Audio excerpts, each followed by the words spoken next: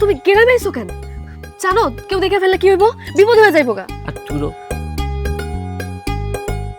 বোঝো না কেন? তোমার না দেখে তো থাকতে পারতেছিলাম না। সারাক্ষণ তোমার সুন্দর মুখটা না আদর করতে ইচ্ছা করে, দেখতে ইচ্ছা করে, এই জন্য তো চলে আসে। আচ্ছা, এইখানে যদি বিপদ হয়, মানে বিপদ মনে করো, তাহলে এক কাজ করি। আমার এক বন্ধু আছে, ওর বাসা যাই। বাসা আজকে খালি আছে, মানে ওর বাবা মা সহ তো দাদা দাদি বা নানা নানি কোন এক বাড়িতে গেছে। তো আমার ফোন দেওয়া কইলো যে চাইলে যাইতে পারি। যাই, ওখানে গেলে দুজনে মিলে নিরিবিলি কথা বলা যাবে, একসাথে থাকা যাবে।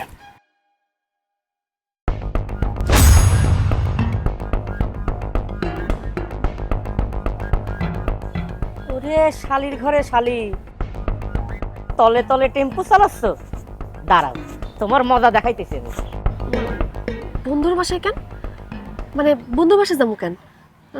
না না না, আমি কারো বাসায় যেতে পারবো না। বিয়ের আগে আমি কোথাও যেতে চাই না, কারো বাসায় যেতে চাই না। আরে তুমি না বিষয়টা অন্যভাবে নিচ্ছ কেন? শোনো, একটু বোঝার চেষ্টা করো। বাসা তো সবসময় খালি পাওয়া যায় না। আজকে যেহেতু খালি পেলাম, দুজনে যাই একসাথে। এই ধর ধর ধর ধর, এই ধর এই ওরে ধর ধর ধর ধর ধর, এই ধর এই ধর ধর।